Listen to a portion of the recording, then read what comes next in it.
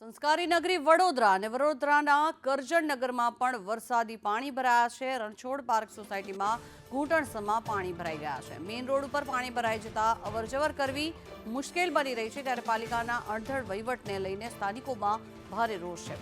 પાણી ભરાઈ જવાની વર્ષો જૂની આ સમસ્યા હજી પણ યથાવત છે, ત્યારે સામાન્ય જે રહીશો છે તે લોકોને પણ અત્યારે ભારે હાલાકીનો સામનો કરવાનો વારો આવી રહ્યો છે, કારણ કે વરસાદમાં અહીંયા ઘૂંટણસમાં પાણી ભરાઈ જાય છે। પોતાના ઘરની બહાર નીકળવું લોકોને મુશ્કેલ બની રહ્યું છે। કરજણનગરના આ દ્રશ્યો છે। પાણી ભરાઈ જવાની વર્ષો જૂની સમસ્યા હજી પણ યથાવત છે। જો કે વર્ષોથી અનેકો વખત રજૂઆત કરવા છતાં પણ તેનો કોઈ જ નિકાલ આવતો નથી।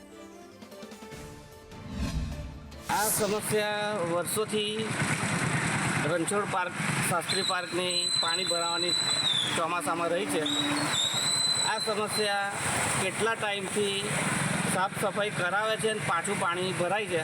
હવે નવા મશીનો આવ્યા છે, નવા મશીનોથી રોડની બધી ગટરો બધા નવા મશીનો વડોદરાથી મંગાવીને જેટ મશીનથી સાફ કરાયા છે, પણ જેટ મશીનથી સાફ કરાયા છે તો બી આ પહેલાં જ વરસાદમાં ખાલી કલાકનો વરસાદ છે, એની અંદર આ તમે સમસ્યા જોઈ શકો છો કે પાછળ કે પાણી ભરેલા હજુ ખાલી અડધો કલાકના વરસાદના પાણી છે, પાણીનો કોઈ નિકાલ નથી, હજુ ચોમાસું ચાલુ થયું નથી।